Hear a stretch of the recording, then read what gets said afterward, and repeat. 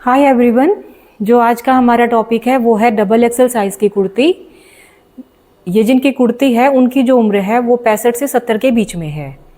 अब मैंने उम्र का जिक्र इसलिए किया क्योंकि जैसे जैसे विमेंस की औरतों की उम्र बढ़ती जाती है तो जो उनका शरीर का ढांचा होता है वो भी उसमें भी बहुत अंतर आ जाता है।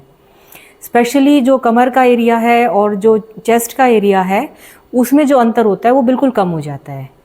अब जैसे हम लोग बात करते हैं नॉर्मली चेस्ट और कमर में 5 या 6 इंच का अंतर रहता है, लेकिन उनका क्या होगा कि जैसे मान लीजिए फिटिंग जो है वो अगर ऊपर से 22 इंच पे लग रही है तो कमर की फिटिंग 21 इंच पे ही लगेगी, और जो हिप वाला हिस्सा है ये एकदम से ज़्यादा बढ़ जाता है। यहाँ पे फिर वो फिटिंग 26 इंच पे पहुँच जाती है, और उनको थोड़ा सा लूज़ ही चाहिए हर जगह से। बहुत ज़्यादा फिट पहन भी नहीं पाते हैं वो, उनके लिए कंफर्ट नहीं रहता है, तो उनके हिसाब से थोड़ी सी लूज़ कुर्ती हम सिलेंगे उनकी बॉडी स्ट्रक्चर के अकॉर्डिंग।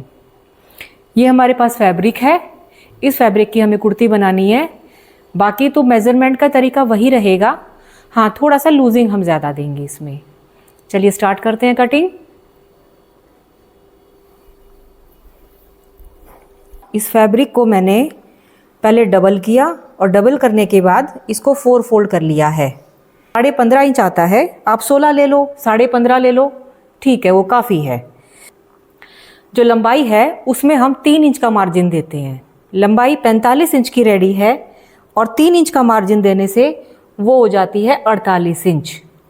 तो 48 इंच पे निशान हम यहाँ पे लगा देंगे। आपके मेन फैब्रिक पे दिखाई नहीं दे रहा था और मेरा मेन मकसद है आपको समझाना, तो मेरे पास एक ये लाइनिंग का फैब्रिक था, इसके ऊपर मैं निशान। तो देखिए स्टार्टिंग शुरू करते हैं हम लोग शोल्डर से। शोल्डर इनके 15 इंच के रेडी थे, हम शोल्डर लेंगे 7 इंच के।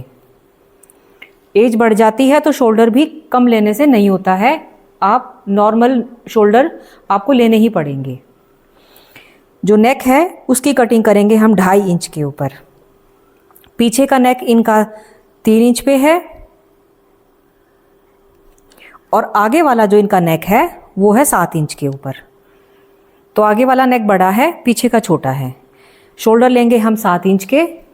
7 इंच के अगर शोल्डर ले रहे हैं तो मैंने आपको बताया है कि जितने भी आप शोल्डर लेते हो उससे 1 इंच एक्स्ट्रा, 1 इंच बढ़ा के आप आर्म होल का ले लीजिए। जैसे ये 7 थे तो ये हम ले लेंगे 8। ये लगभग फिट ही बैठता है, ये फॉर्मूला लगभग हर एक पे फिट बैठता है।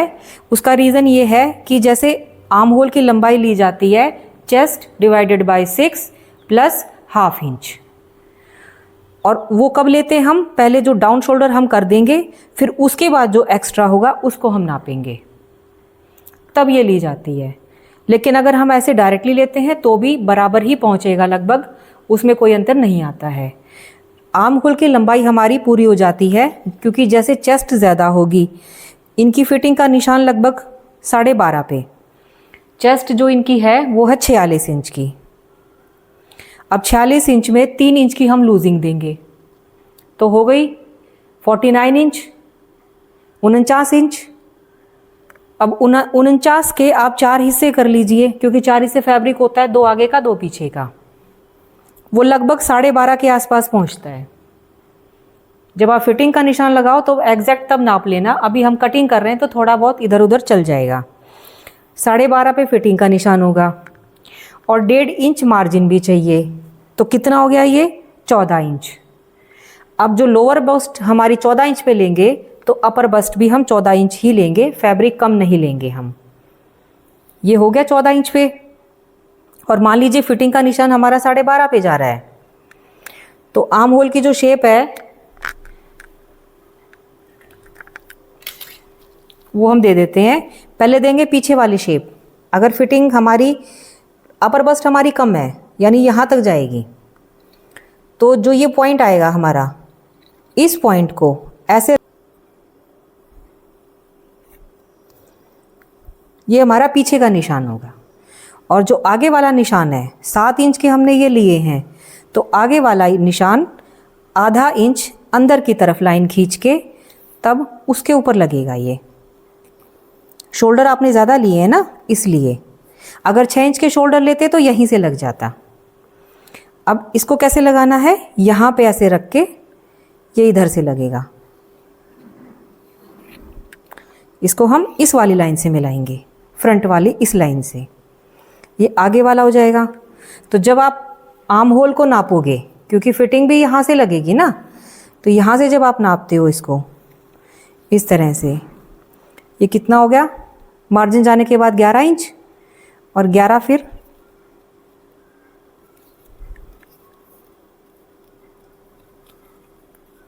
ये देखिए आर्म होल लगभग हमारा 21 इंच पे पहुंच गया है और काफ़ी है। इसीलिए मैं कहती हूँ जितना आपने शोल्डर लिए हैं उससे 1 इंच बढ़ा के आप आर्म होल की लंबाई ले लीजिए। अब आते हैं नीचे वाली फिटिंग का, कि डबल एक्सल और ज़्यादा एज वाली जो औरतें होती हैं उनकी कुर्ती में क्या अंतर पड़ता है। बहुत ज़्यादा अंतर पड़ जाता है।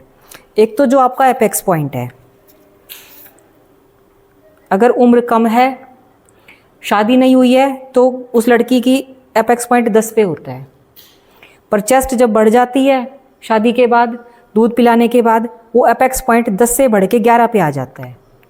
और फिर जैसे जैसे एज बढ़ती जाती है एपेक्स पॉइंट भी आपका कभी 12 पे, कभी 13 पे, और कभी कभी तो ऐसा होता है कि वो 14 पे भी पहुंच जाता है। इनकी जो चेस्ट होती है ज़्यादा एज में, वो नीचे की तरफ आ जाता है एपेक्स पॉइंट। अब एपेक्स पॉइंट अगर मान लीजिए हमारा 13 पे पहुंच गया है, तो जो कमर का निशान हम 15 पे लगाते थे, तो कमर वाली लाइन भी 16 पे पहुंच जाएगी, फिर 16 पे भी पहुंच जाएगी, 16.5 या 17 पे भी पहुंच जाएगी।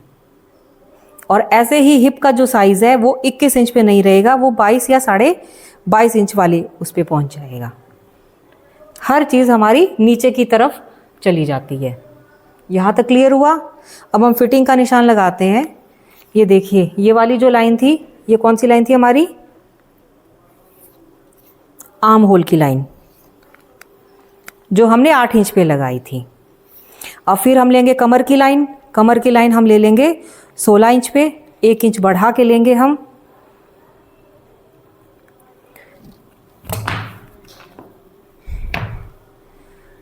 सोलह इंच पे डबल एक्सल साइज की कमर की लाइन आ गई है।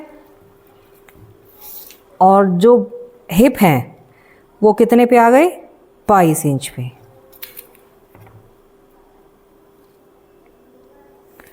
बाईस इंच पे ये हिप वाली लाइन आ गई है। तीनों हमारी लाइन आ गई हैं। अब हमें फिटिंग देखनी है।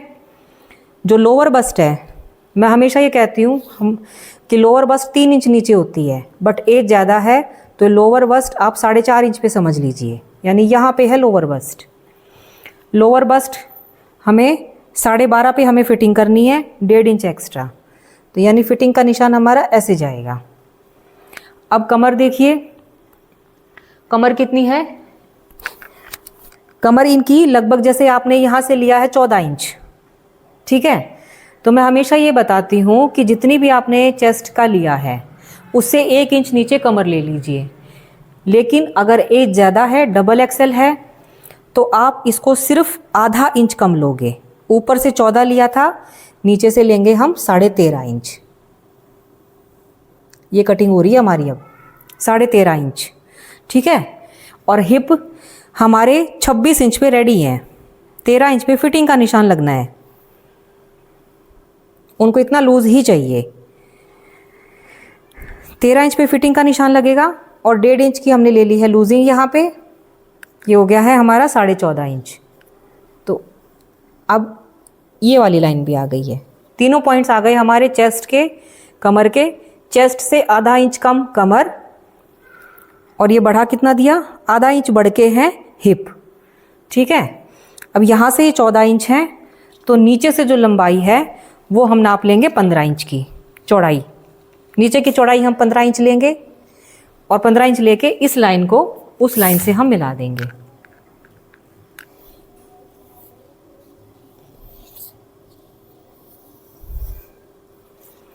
ये आपकी ओवरऑल कटिंग होगी। ये पीछे वाला नेक बन जाएगा और ये इस तरह से आगे वाला नेक बन जाएगा, जो भी डिज़ाइन आपको बनाना है। ये मैंने लाइनिंग पे कट किया है, तो इसको हम कट नहीं करेंगे। हमें कट करना है हमारा मेन फैब्रिक, ये वाला। अब सेम यही निशान हम यहाँ लगा देंगे।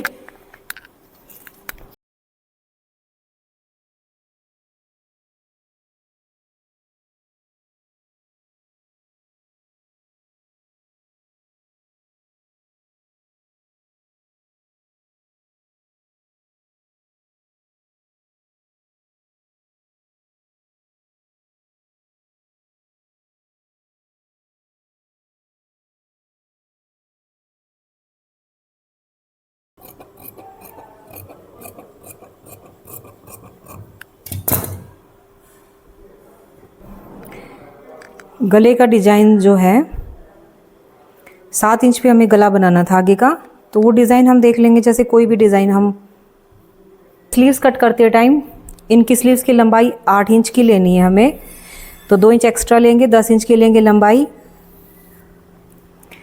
11 इंच पे लेंगे और 1.5 इंच मार्जिन का चला जाएगा। यहाँ से हम ज़्यादा गहराई नहीं लेंगे क्योंकि इन लोगों को लूज़ चाहिए होता है। ये 3.5 पे लेंगे हम, ठीक है। 3.5 पे लेने से बाजू में खिंचाव नहीं आएगा। और यहाँ से चौड़ाई तो फिर उनके हिसाब से है, मान लीजिए 8.5 है, ये फोल्ड हो जाएगा यहाँ से। अब ये 3.5 इंच लिया है, ठीक वैसे ही जैसे इसका सेंटर पॉइंट लेके हम करते हैं, निशान लगाते हैं कि ये आ जाता है ऐसे, इसको धीरे धीरे करके हम ऐसे मिला देते हैं। ये बैक की हो गई और ये हो गई हमारी फ्रंट पार्ट की कटिंग, ठीक है। ये तो कैसी लगी आपको हमारी वीडियो? अगर पसंद आई है तो लाइक और सब्सक्राइब कर दीजिएगा। Thank you.